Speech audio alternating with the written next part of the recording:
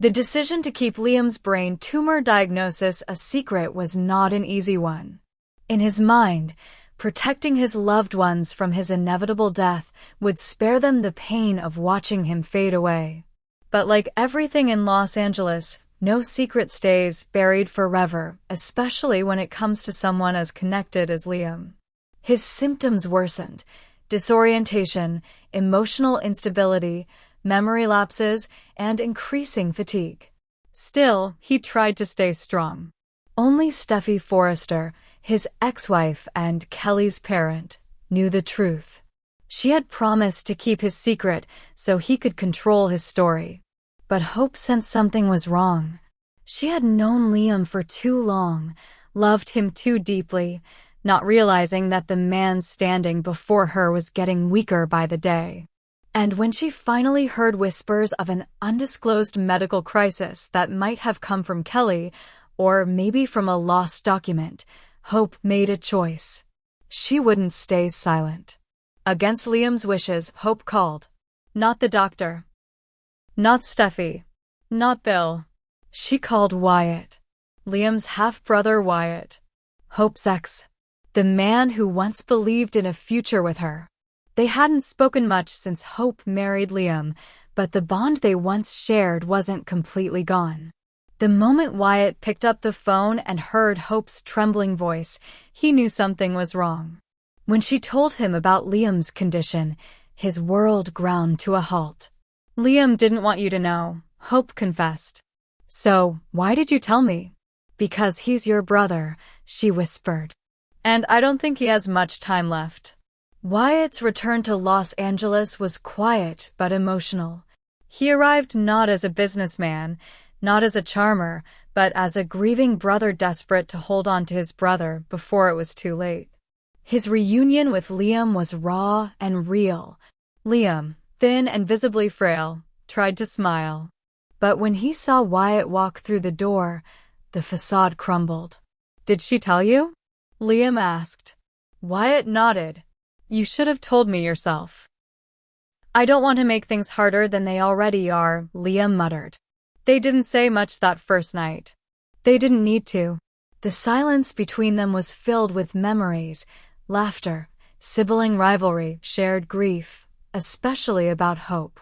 For Hope, watching Liam fall apart was like losing a part of herself. They hadn't been married in a while, and their relationship had been complicated, but Liam had always been the rock in her life. The father of her daughter. Her first true love. She struggled with guilt that if she'd recognized the signs sooner, things might have been different. Guilt that she still had feelings for him. And now, guilt that she was slowly starting to lean on Wyatt again. Because through it all, Wyatt had been there for her. He'd comforted her after Liam's bad days. He'd been there for her during her hospital visits. He'd made her laugh when all she wanted to do was cry.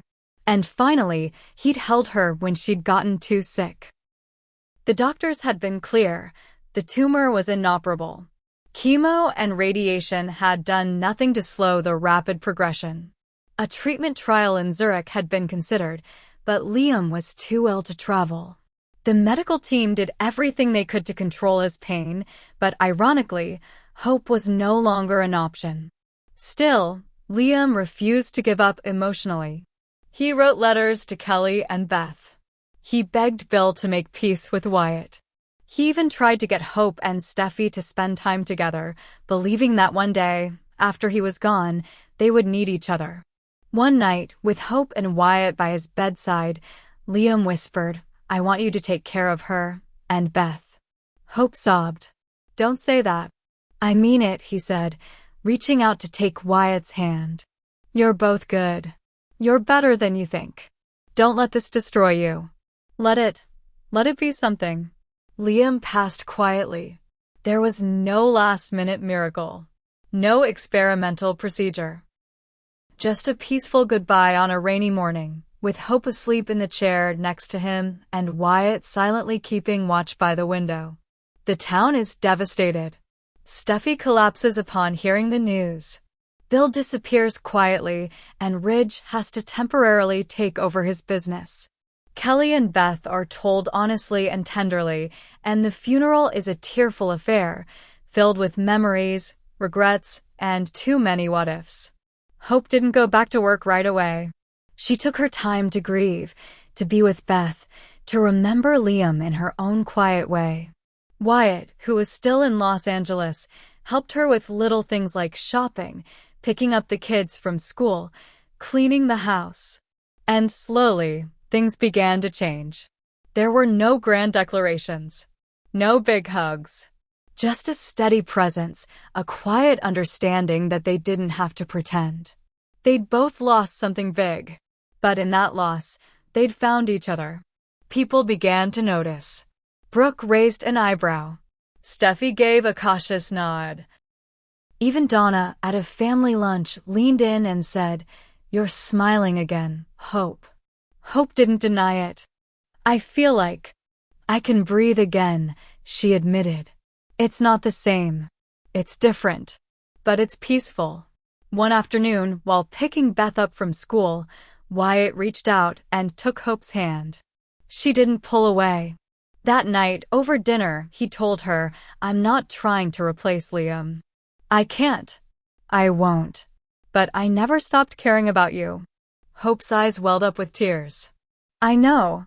And I don't want to run from that anymore."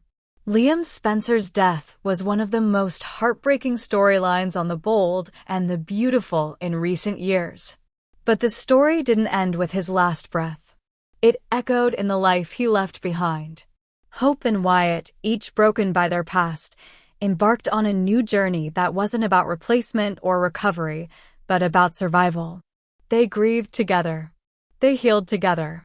And slowly, they learned to love again. In the world of B&B, where romance is never simple and loss is often unbearable, this story reminds us that sometimes the end of a chapter isn't the end. It's the start of something entirely new. Stay tuned, because what happens next in Hope and Wyatt's story could be the most unexpected twist of all.